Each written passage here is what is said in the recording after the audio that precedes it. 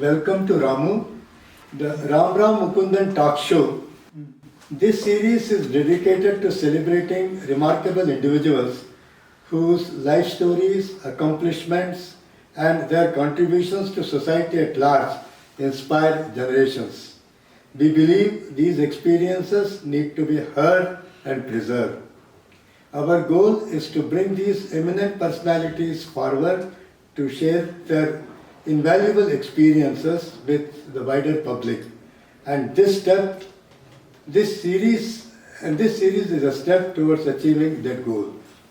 Our distinguished guest today is Dr. Kashinath C. Patil, a scientist recognized in 2020 by Stanford University as being among the top 2% of the scientists in the world.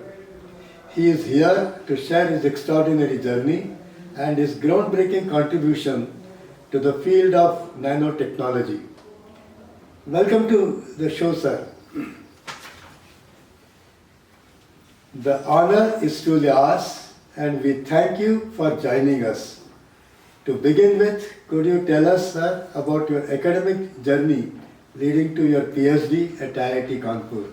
I was born in 1937, June 11, in a small town called Saunur, in then Dharwad district of Bombay province. So my early education was in Saunur and then Dharwad, where I had a primary and secondary education. And then I joined Karnataka University for my BSc and MSc. After my MSc, I was appointed as a staff member in Karnataka Science College, where I was studied, and there I served for 3 years, and afterwards in 1963 I went to Kanpur to do my PhD under the guidance of Bharat Ratna Professor C.N.R. Rao. And from 63 to 68 my work was essentially on solid state chemistry, wherein I prepared several inorganic rare earth, nitrite, nitrate, carboxylate, and studied their thermal properties. After your PhD, you joined Bengaluru University as a lecturer and later pursued postdoctoral research in Nova Scotia. What was the focus of your research there? Can you just explain? Actually, when I came to Bengaluru University in 1969, I got married to Prabha, and we both wanted to go to Canada as a postdoctoral fellowship. But then she was denied visa. I had to go alone. So I traveled on October 1st to Canada and joined St. Francis Xavier University, and she joined me on Christmas Day, December 25th in 1969, and we were settled in Antigonish, Nova Scotia, and I did my postdoctoral research independently for the first time on the problems which I liked. So there I had a challenging work of making new compounds of metal fluoride ammonia complexes and studied their properties. During your stay in Canada, you also investigated environmental pollution and particularly mercury contamination in lakes near the Canada-US border, allegedly linked to industrial discharges from DuPont. Could you tell us how you measure mercury levels down to parts per billion?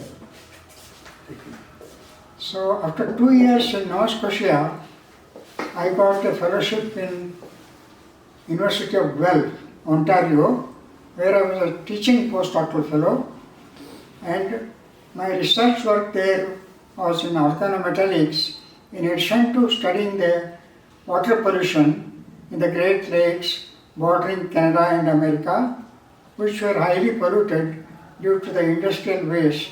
Particularly DuPont company was dumping mercury in the water, which was very toxic because the fish which eat them will produce methyl mercury, which if people eat will become fatal.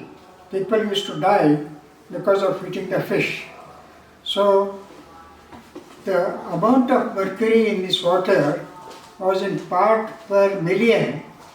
So to determine the presence of such small ppm level, ppb level, we had to use what is called atomic absorption method, which was new to me. I learned atomic absorption, and using atomic absorption, we studied the concentration of zinc, cadmium, and other metals which are toxic.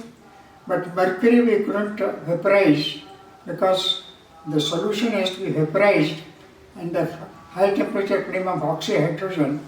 But mercury vapor is very toxic, so we have to use special instrument which is a flameless atomic absorption. So there was Agriculture University had a special equipment to determine the concentration of mercury in parts per billion. So I could do the work on mercury poisoning also. After your time in Canada, you returned to India and were appointed as a pool officer by CSIR. Can you describe those two challenging years at the Indian Institute of Science when you worked without a permanent position? Yeah, I didn't have any permanent position. So as a pool officer, I joined a group called High Energy Materials. High energy materials are materials which are explosives and propellants.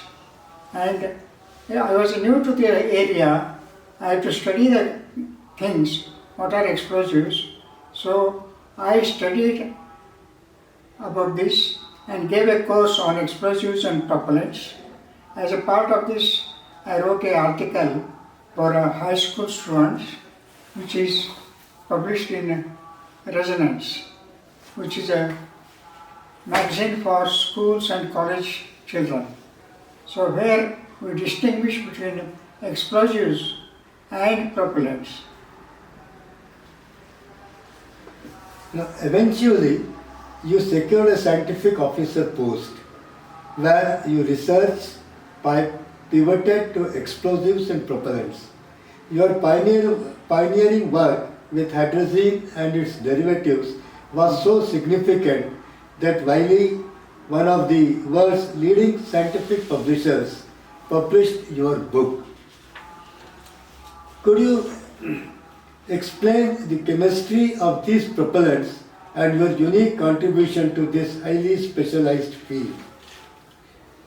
Actually, when I joined, the work I picked up on hydrazine. Hydrazine is a very explosive compound which is carcinogenic and hazardous. So we have to take precautions like wearing gloves, wearing mask, and using a explosive shield because it's explosive. If there is explosion in your eyes, you should wear safety glasses, wear mask and shield. And all the experiments were done in fume cupboard, and instead of hydrazine, we are using hydrazine hydrate, solution of hydrazine in water. And this was being explosive. We wanted to control the explosivity by making complexes. And these complexes turned out to be very interesting compounds which can ignite and produce voluminous oxide materials. And the first oxide material we prepared was iron oxide, which was voluminous. As you say, perhaps the most fascinating turn in your career was how your work with hydrazine led to the accidental invention of nanomaterials. Yeah, my theory is most important discoveries are accidental. You can't, the training for PhD essentially is prepare the candidate how to identify the accidents when they happen. Because the discoveries happen if the mind is prepared to see the accidents.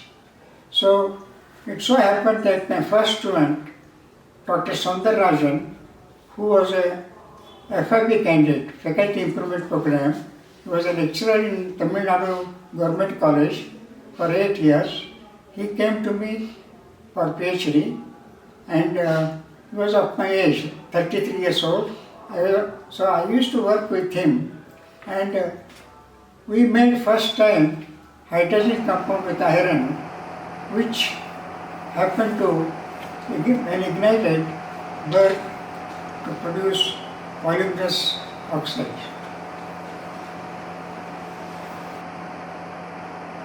Could you also explain the process of preparing luminescent nanomaterials doped with rare earth ions and their commercial applications? Yeah, the hydrogen work was what is called combustible solids. That means the solid complexes, you ignite it, it catches burn on its own. But this was a very lengthy process, very difficult to make precursors, and the yield was very small, hardly 10%. So we wanted a shortcut. My other student, Kingsley, accidentally used aluminum nitrate instead of hydrogen, urea.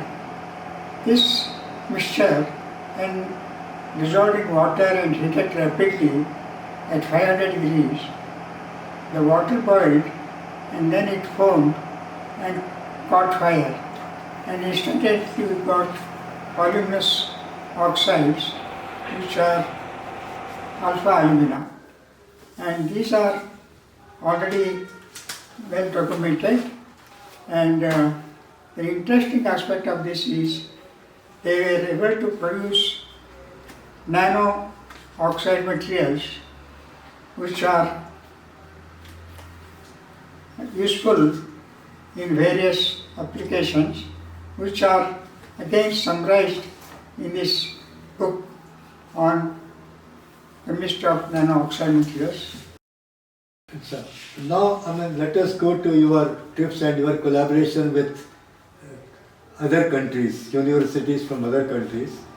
Now, your collaboration with Professor Zhu from China developed into a lifelong scientific partnership.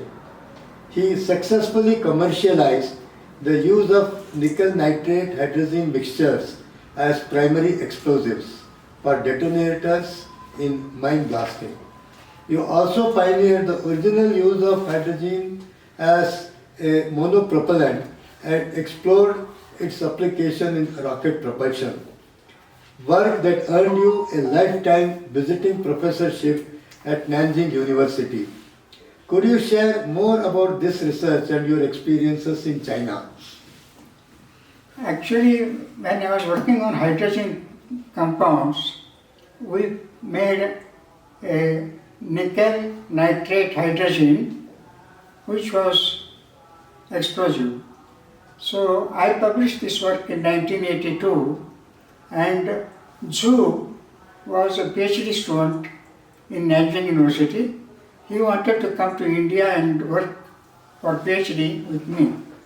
But unfortunately at that time, the relation between India and China were not good. He couldn't come. So he used to correspond with me by email, and I guided him for a PhD by mail, and ultimately he developed this one compound, nickel nitrate hydrogen, as a primary explosives, which is being used in mining as a blasting cap. So he commercialized this, and today 4 factories in China are making this in tons for application in mining. How many in India are doing this, or only China got the benefit of your research? Yeah, in 2002, the relations between India and China were improved. So he invited me to visit Nanjing University. So I went with my wife Prabha to China, and there we spent 10 days.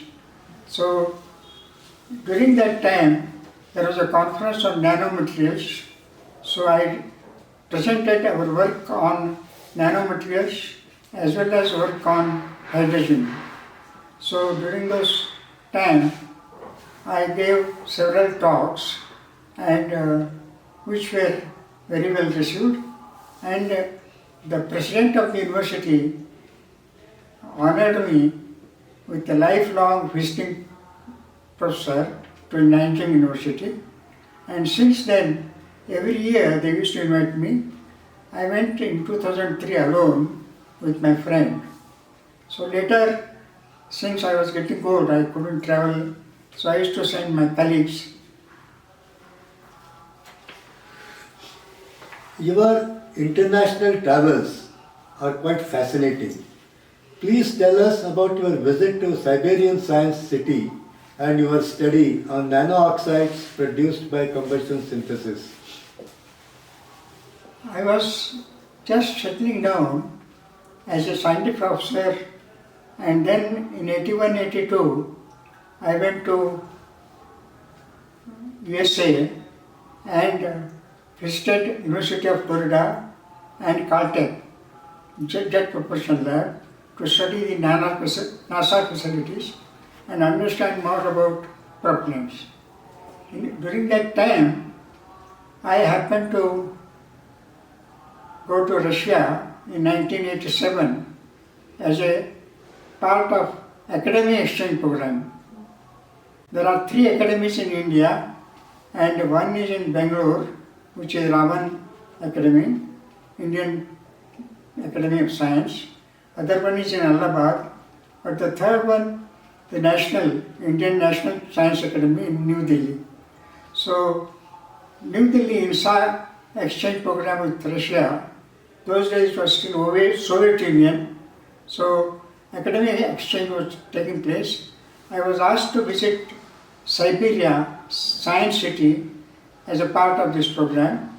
So I went there as a part of this and interacted with Professor Bolderev and Kuntsev in organic chemistry, and also visited Moscow University.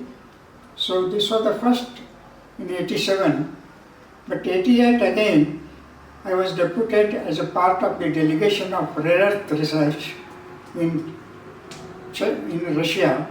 So there are nearly 10 people from India, from various IITs and universities and atomic energy, BARC.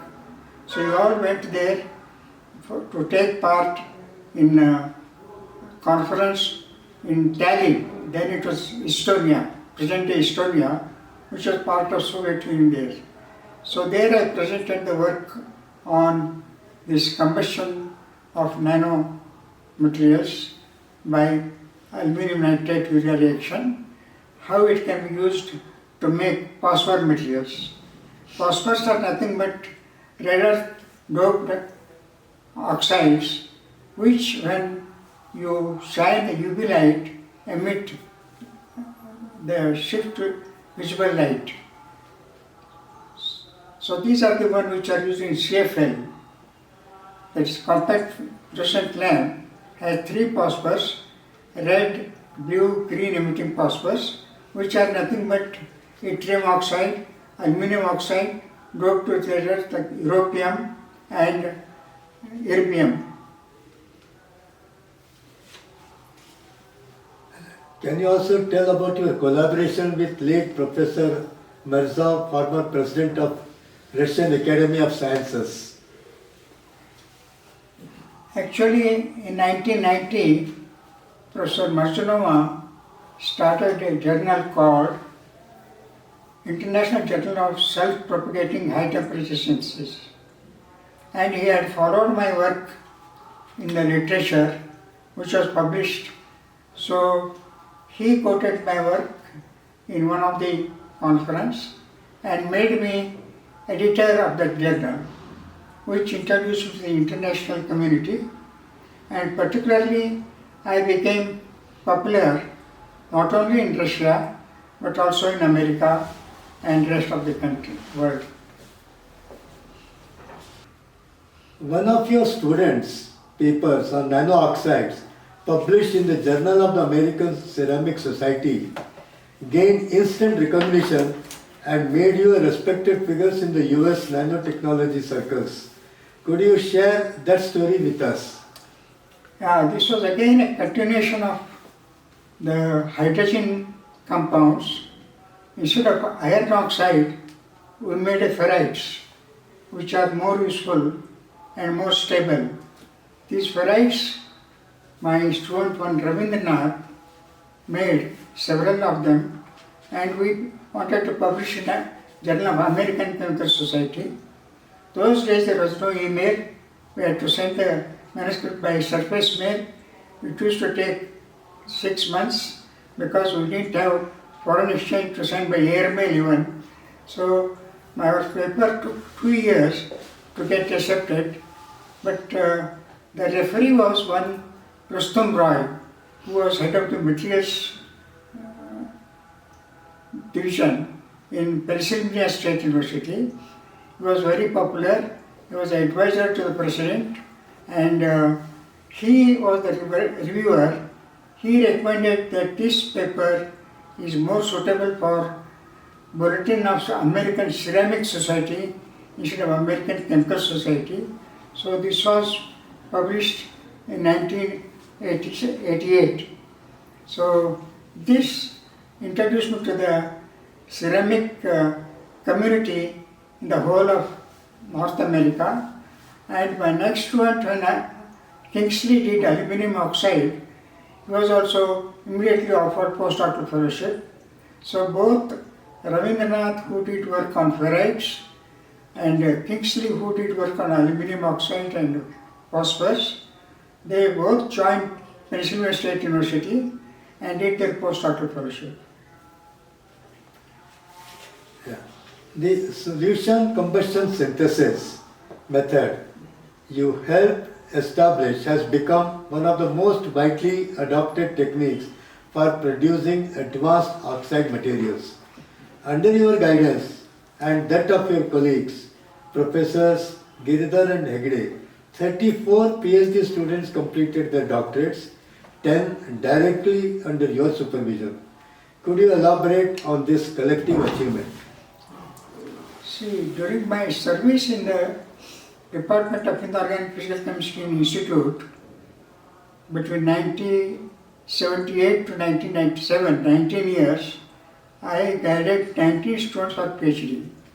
And when I retired at 60, 97, I got a CSIR Emeritus Scientist post for 5 years. So 97 to 2002, I was collaborating with other faculty members in the institute from Materials Research Center, Chemical Engineering Department, and Soil State Chemistry Department, where the Professor Giridhar, Professor Hegde, Professor Umarchi were my collaborator. So we published a lot of work on catalysis. The work which I did was useful as a catalyst in various, particularly in combination of hydrogen and oxygen to make water without explosion.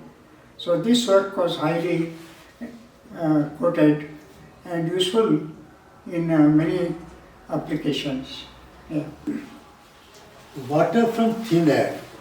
We have heard that you succeeded in generating water by combining hydrogen and oxygen gases at room temperature, a feat usually requiring high energy input. Could you explain how was this possible?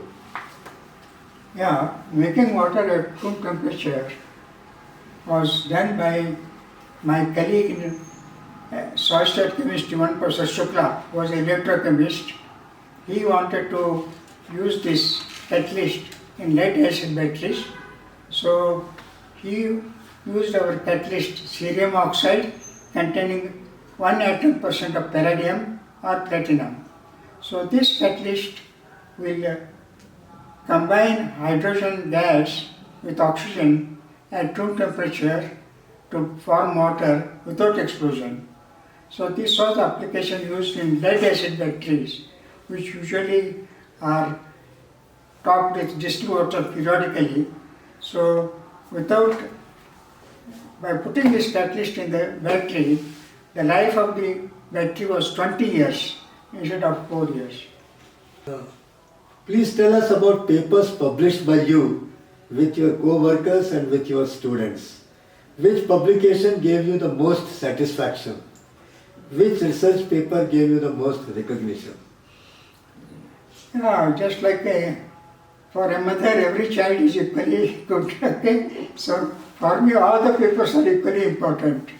But the most accidental discovery which has happened is the aluminium oxide, which was published in Material Research, which became one of the landmark and highly cited paper. More than 500 citations are there for this one publication on alumina and related oxide materials. So that's what made me one of the H index is 37 today, and my total citation is so high that Stanford University had ranked me as 500 in the top 2% scientist in material science. Although I am a chemist, I am known for the work in done oxide materials, nano oxide materials. Yeah. Before going to Canada, as you had said, you married Madam Prabha, who unfortunately succumbed to COVID. Please tell us about her influence on your career and life. We also heard that she was also a librarian in ISC. Please tell more about that. Yeah. It so happened that after our marriage, immediately we had to go to Canada. So we had our honeymoon in Canada for 3 years and came back in 1972. But unfortunately, I didn't have any job for 6 years. I was temporarily employed. Prabha was very supportive, looked after the family, and she also tried to work. So she learned secretarial post, mathematics, and then she also passed B.Lib course in Indira Gandhi Open University, and then became a librarian in Department of CEDT, Electronic Design and Development in Institute. Prabha had a very impressive personality. She could talk on any subject, and she was very social. So, as a librarian in the department, not only students, but the faculty members used to share their experience and problems. So, she was very supportive of me, and unfortunately, her life was not very happy one. Although she was born rich, she lost her father very early in 1948, and her mother was denied her share in the ancient property. So she went to court. In the process, what happened? Her uncle killed his brother in the house. So that murder left them on the street. They left the house and they had to work immediately in a school. After her BSc, she taught in high school as a teacher to support her mother. And when I married, I supported them. And she had a sister who was not married, so we got her married, and her mother stayed with us afterwards. So Prabha was very supportive in every way in my life when I was not employed, and both of us worked together and had a very happy life. We had 2 children. Our daughter was born in Canada, and my son was born in Bengaluru. And today both are, my daughter is a medical doctor, my son is an engineer who did his MTech in ISC and PhD in the University of Maryland Washington. Today he is employed in Intel, Portland, and working last 15 years in Intel. We have a short video of your children talking about your influence on their career and their life. Please permit us to play. When I was in high school, we had to do a science project every year, and thanks to my father, we had several interesting projects that we worked on. In 1 year, we demonstrated a volcanic eruption with lava and smoke and fire. And in another year, we had a demonstration of an alchemical reaction where we had this copper coin change color to gold and silver, which was just a demonstration of electrolysis plating. And so he made chemistry very engaging and fun, not just some dry concepts that you mug up and pass an exam. Dr. Patil, thank you for sharing your extraordinary Thank you. scientific journey with us. Your passion for nanotechnology, your pioneering work on propellants and nanomaterials, and your lifelong commitment to mentoring young scientists across continents will surely inspire future generations. Actually, I can add my personal. So it is like, when I came to know that he was from Department of Inorganic and Physical Chemistry, my maternal uncle, my mother's elder brother, was also in the same department, and they were colleagues for some time.